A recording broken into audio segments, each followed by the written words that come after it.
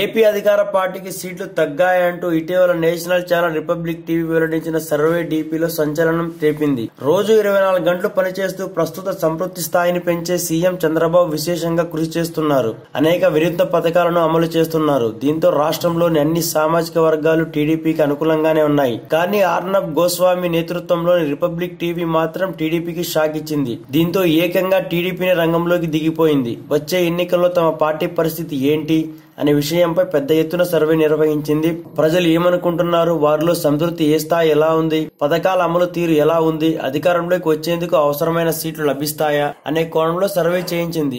ఈ క్రమంలో టీడీపీని బలపరుస్తూ అదిరిపోయే రిజల్ట్ వచ్చిందట. 2 ప్రైవేట్ ఏజెన్సీలతో పార్టీ అధినేత చంద్రబాబు ఈ సర్వే చేయించినట్టు తెలిసింది. 2014లో కంటే కూడా టీడీపీ ఎక్కువ సీట్లను కైవసం చేసుకుంటుందని సర్వే తేల్చింది. 2019లో జరిగే అసెంబ్లీ ఎన్నికల్లో టీడీపీకి 140 నుంచి 145 సీట్లు వస్తాయని సర్వేలో వెల్లడైంది.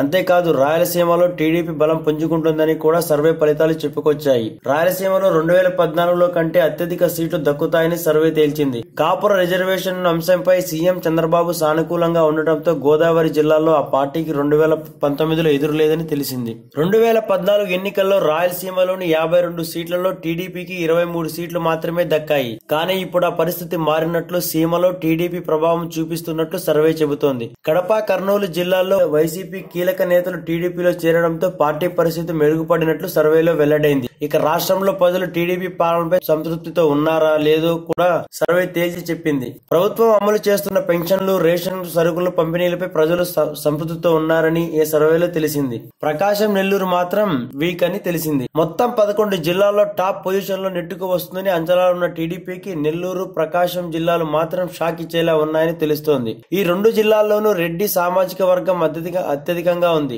దీంతో వీరంతా విపక్షం వైసీపీపై మక్కువ చూపుతున్నారని సర్వేలో వెల్లడైంది. దీంతో ప్రకాశం జిల్లాలోని కొన్ని నియోజకవర్గాల్లో, నెల్లూరు జిల్లాలో పూర్తిగా కూడా టీడీపీ పరిస్థితి కొంత బలహీనంగానే ఉందని సర్వేలో తేలింది. ఈ పరిమాణంలో చంద్రబాబు తన వ్యూహాన్ని పూర్తిగా మార్చుకుని ముందుకు వెళ్తారని అంటున్నారు విశ్లేషకులు.